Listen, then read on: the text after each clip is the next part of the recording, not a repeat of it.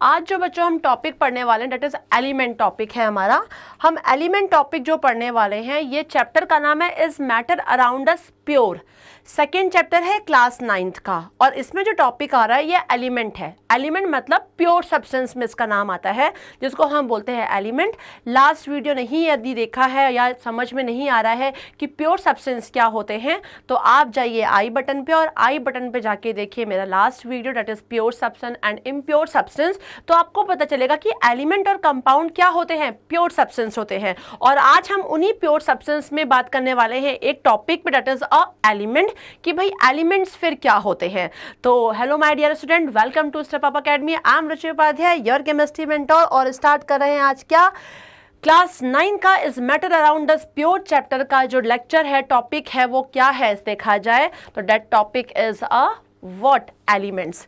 तो एलिमेंट्स क्या होते हैं बच्चों, ये एक प्योर सब्सटेंस होते हैं। क्या होते हैं, ये प्योर सब्सटेंस है जो कि वन काइंड ऑफ एटम से मिलके बने होते हैं। वन काइंड ऑफ एटम और मॉलिक्यूल से जो बने होते हैं that is a element. Simply हम बात करते हैं तो प्योर सब्सटेंस यदि बोला जाए तो that is a one kind of atom और मॉलिक्यूल। लेकिन जब मैं सिंपली एलिमेंट की बात करूं तो यहाँ पे आप मॉलिक्यूल को मत ऐड करो, फिर आप क्या ऐड करोगे, only one kind of atom, जो कि एक सिंगल एटम होते हैं जिनको ब्रेक करना आसान नहीं होता है। ठीक है ना, ये अपने आप में क्या है, एक सिंपल सिंगल एटम होते हैं। तो हम इन्हीं की बात करेंगे। जो एलिमेंट होते हैं यहाँ पे लिखा है it is a pure substance which can not be split up two or more simpler substance. इसको हम बिल्कुल भी स्प्लिट नहीं कर सकते हैं। तो भाई एलिमेंट फिर कितने प्रकार के होते हैं, अब हम ये भी जान लें कि how many types of elements are there. तो देयर इज मेटल, मेटल का नाम आएगा, दूसरा नाम आएगा, देखिए ये मेटल हो गया, मेटलॉइड एंड नॉन मेटल।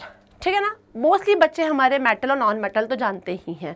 एक नाम और दिख रहा होगा मेटलॉइड। तो ठीक है, आज हम ये तीनों के बारे में ही डिस्कस करने वाले हैं। तो पहले तो बच्चों मैं जो बात आपसे बोल रही हूँ क्या, कि हम एलिमेंट की बात कर रहे हैं कि व्हाट इज अ एलिमेंट, है ना। आपके भी दिमाग में आ रहा होगा कि मैम आप एलिमेंट जो बता रही हैं सिंपली कि क्या होते हैं एलिमेंट। तो एलिमेंट मैंने क्या बोला, it is a one kind of atom. ये एक प्रकार के एटम होते हैं जिनको हम फिर से कहीं भी स्प्लिट नहीं कर सकते हैं एक से ज्यादा सब्सटेंस में।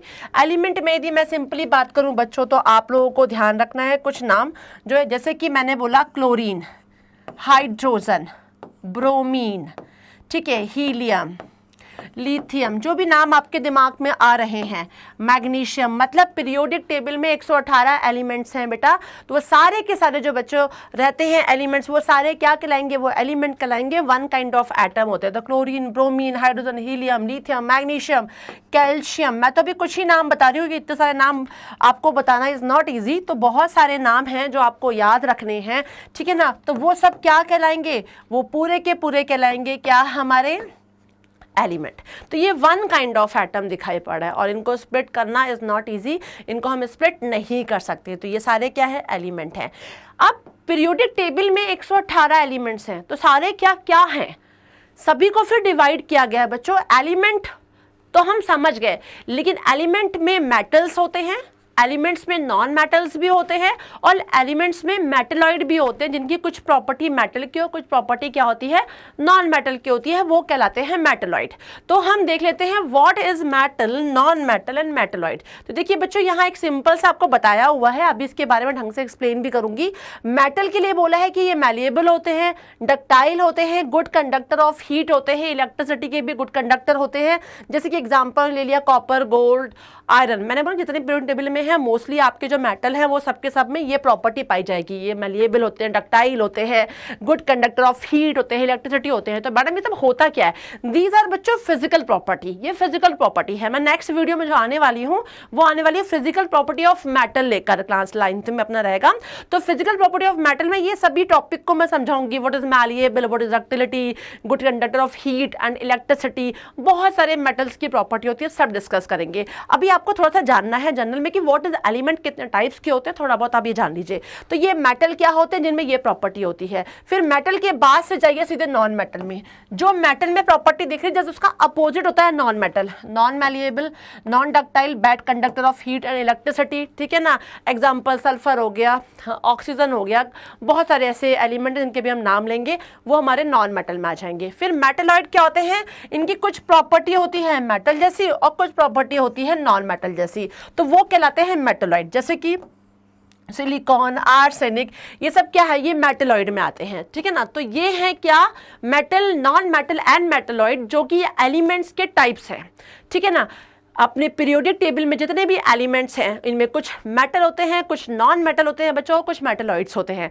तो इनके बारे में ही हम वन बाय वन अब डिस्कस करेंगे, थोड़ा थोड़ा जानेंगे। तो पहले हम जानेंगे व्हाट इज मेटल। अब मेटल की फिर से वही डेफिनेशन सभी बुक्स में दी जाती है, जो बच्चों याद करते हैं या रटते हैं। वो क्या है कि a metal is an element which conduct heat and electricity. तो यहाँ लिखा है heat and electricity which are malleable और डक्टाइल। भाई ये सारी फिजिकल प्रॉपर्टी है, ठीक है ना। ये सिंपल सी बात करूं कि मैं यदि मेरे सामने एक चीज ये रखा हुआ है, ठीक है ना, अब ये बना हुआ है किसी ना किसी मेटल का बना हुआ है, तो मैं इसको देख के बोलूंगी क्या कि it is malleable, it is ductility, ठीक है, it conduct heat and electricity. चलो ठीक है, आप ये चीज बता दोगे, लेकिन ऐसा चीज आपके सामने आगे आप तो बता दोगे, कुछ में आप नहीं बता पाओगे। लेकिन यदि मैं आपसे एक सिंपल सा क्वेश्चन पूछूं, मैं आपसे पूछूं कि आपके सामने मैंने कैल्शियम दे दिया है और कैल्शियम ये लिखा हुआ है, दूसरा आपके सामने मैंने क्लोरीन दे दिया है, अब मैं आपसे पूछूं कि ये मेटल है कि नॉन मेटल है, तो क्या आप बता पाओगे कि मेटल है? आप कैल्शियम को ढूंढोगे या कैल्शियम दिखाई पड़ा है और देख के बोलोगे अरे यार इसकी फिजिकल प्रॉपर्टी देख के तो लग रहा है यस यस ये तो ऐसा है। हर जगह फिजिकल प्रॉपर्टी से आप फाइंड आउट नहीं कर पाओगे,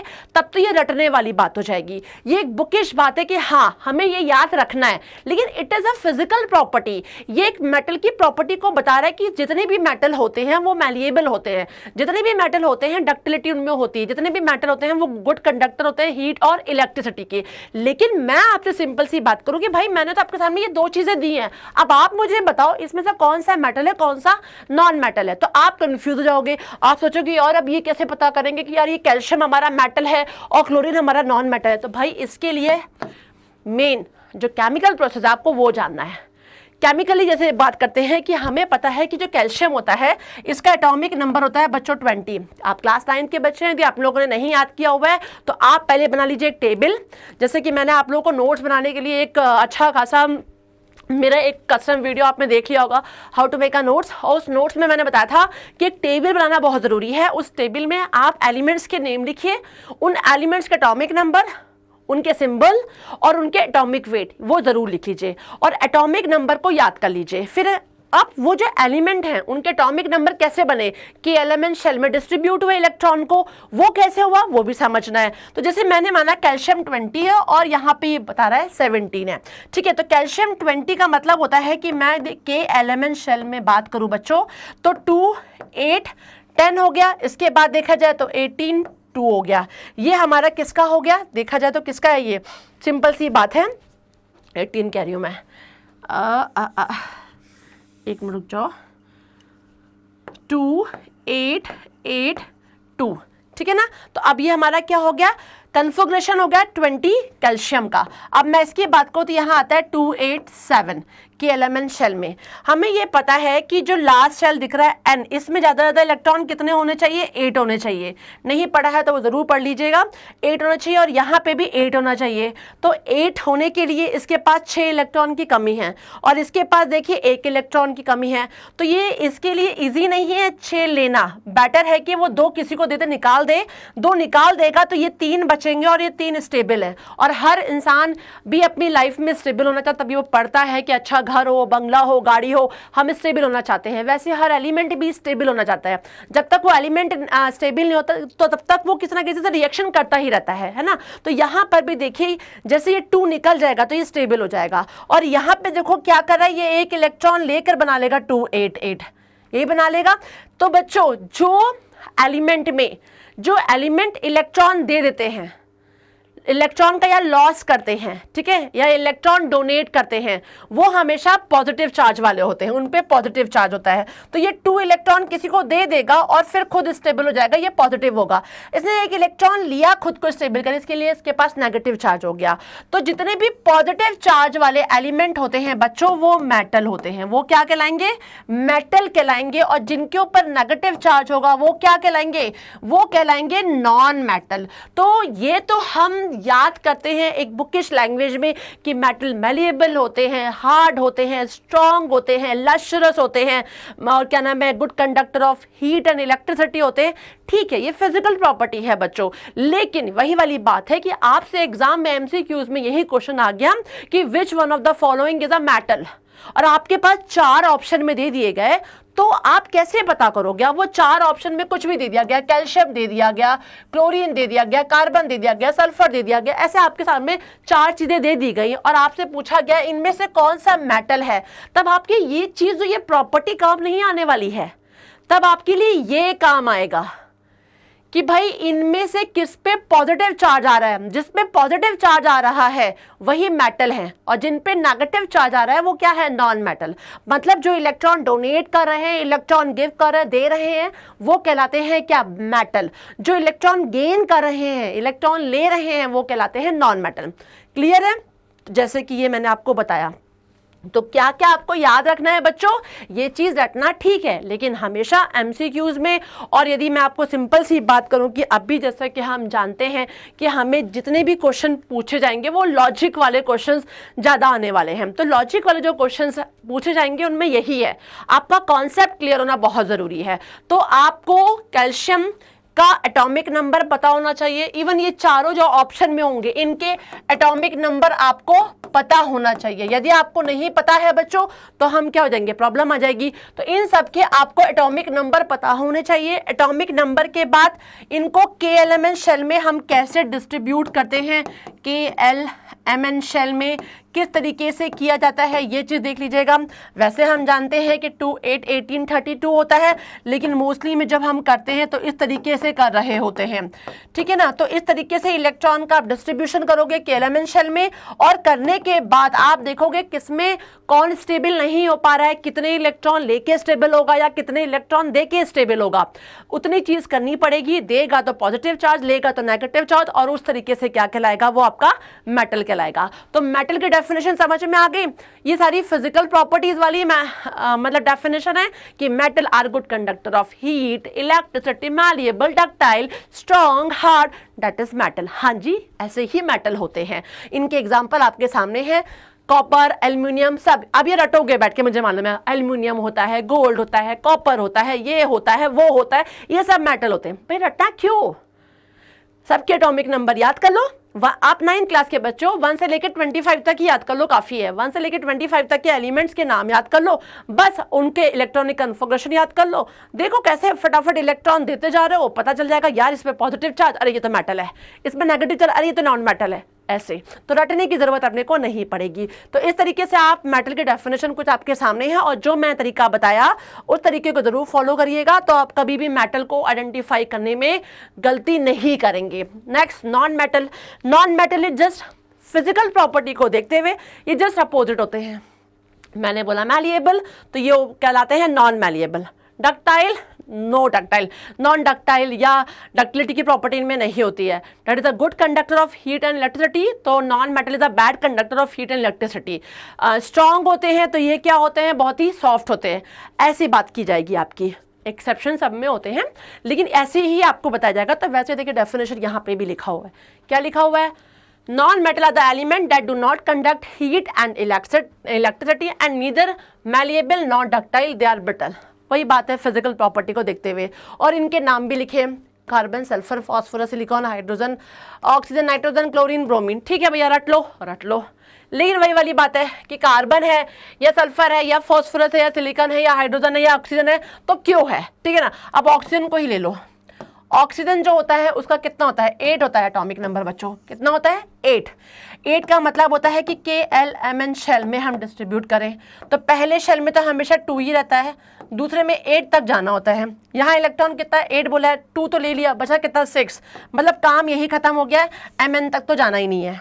यहाँ 6 इलेक्ट्रॉन है, तो मतलब हम 2 इलेक्ट्रॉन यदि ले लेंगे तो इस पर कंप्लीट ये 8 हो जाएगा, है ना। तो 2 लेना आसान है, हम 3 तक ले सकते हैं, 3 के बाद गड़बड़ होता है ना। तो 2 ले लेंगे, जैसे लेंगे तो क्या होगा, O के ऊपर 2 नेगेटिव चार्ज आ जाएगा। अब ये 2 नेगेटिव बता रहा है कि O क्या है, नॉन मेटल है। जिन पे नेगेटिव चार्ज होगा वो क्या होंगे, नॉन मेटल। जिन पे पॉजिटिव चार्ज होगा वो क्या होंगे, मेटल। ठीक है ना, तो इस तरीके से बच्चों आप आइडेंटिफाई कर लीजिएगा कि नॉन मेटल क्या है, मेटल क्या है। तो फिर तो ये प्रॉपर्टी, ये एग्जाम्पल तो आपको रटना नहीं पड़ेगा, जो अभी रट रहे हो, बस एटॉमिक नंबर याद है, डाला, अरे यार ये है नॉन मेटल, इस पर नेगेटिव चार्ज है, ऐसे करके आप बता सकते हो। ठीक है, अब बात आती है मेटलॉइड की। मेटल नॉन मेटल समझ चुके होंगे आप। मेटलॉइड वो होते हैं जिनमें दोनों की प्रॉपर्टी कहीं ना कहीं थोड़ी बहुत पाई जाती है। तो element which have property in between those of metal and non metal are called metalloid, और सेमी मेटल्स भी बोलते हैं। ये एग्जाम्पल है silicon, germanium, arsenic, antimony, tellurium, these are a metalloid, जिनमें कुछ ना कुछ प्रॉपर्टी दोनों की पाई जाती है। अब कैसे, देख लो, अब कुछ ऐसे एलिमेंट होते हैं जिनमें मेटल की भी प्रॉपर्टी होती है, और होते क्या है, नॉन मेटल जैसे होते हैं। कुछ ऐसे होते हैं जिनमें नॉन मेटल की प्रॉपर्टी दिख रही होती है, लेकिन होते क्या है, मेटल जैसे। जैसे कि बोल रहे हैं, देखो अब यहाँ मैं सिंपल सी बात करती हूँ कि किसके बारे में बात कर रहे हैं, कि for example they do look like metal but brittle like non metal. मतलब कुछ ऐसे होते हैं जो नाम मैंने एग्जाम्पल में लिया है, ये देखने में तो मेटल लग रहे हैं लेकिन वो टूट जाते हैं, वो ब्रिटल होते हैं, मतलब नॉन मेटल तरीके से होते हैं, टूट जाते हैं, लेकिन देखने में कैसे लग रहे हैं, मेटल दिख रहे हैं। इसके अलावा they are neither good conductor of electricity nor non conductor insulator like non metal. मतलब इनमें तो दोनों ही वाली प्रॉपर आ गई कि यहाँ पे दोनों ही क्वालिटी नहीं दिख रही है। They are generally semi conductor, ये कैसे होते हैं, सेमी कंडक्टर होते हैं। तो ये सब कुछ प्रॉपर्टीज है मेटलॉइड की, जिसमें मेटल और नॉन मेटल दोनों की दिखाई पड़ रही है, तो वो हमारे क्या कहलाते हैं, मेटलॉइड कहलाते हैं।